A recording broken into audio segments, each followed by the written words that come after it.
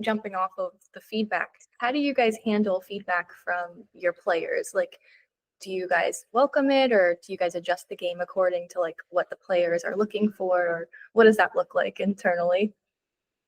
It depends on the feedback, I would say. Sometimes the feedback is entirely valid. For example, a lot of people have pricing issues with pricing, a lot of like microtransactions, DLC. And then my former company, they did have a lot of DLC. So to me, I could see the reason why. It's always a little bit of a hard place where you are a business, especially if you're on the stock market, you have shareholders.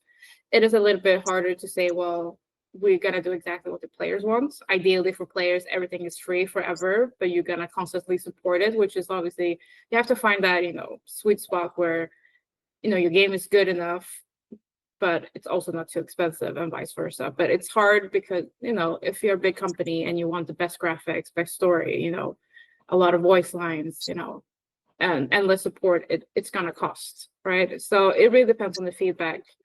Sometimes there are things we're already working on, but we just haven't managed to fix it yet because there are a lot of timelines and, you can't rush things out the door just because we want to. So I think, especially now that I've been working with it, I can see, like the way other companies approach things and where I think, well, that's a valid feedback from players and where it's unfair, essentially.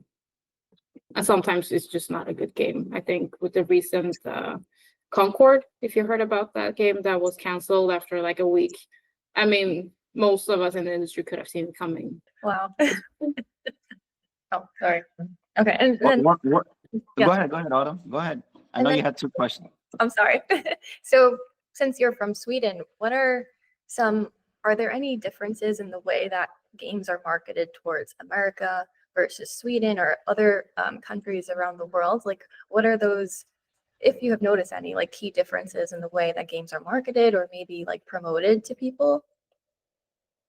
It's like a huge difference. I think the biggest difference is if you're in the Western, I would say US, Europe versus like Asia, mainly like China, Korea, Japan, because they tend to like different types of games.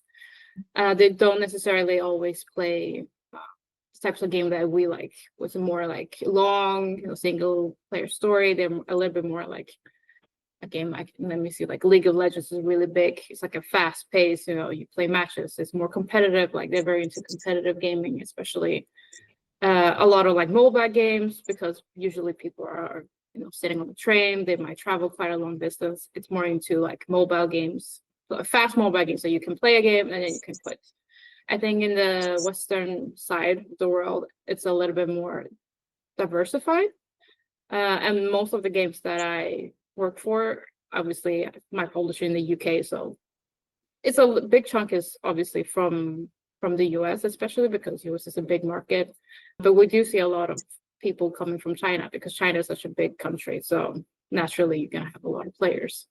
But I wouldn't say there's a huge difference besides obviously localizing the trailers, the text, so it makes sense for those players as well. Interesting. That's very interesting. So, like for example, it's almost like you gotta cater to the different regions of the world. And speaking about catering, you cater a lot of your knowledge in different places in the world, right? And you travel a lot.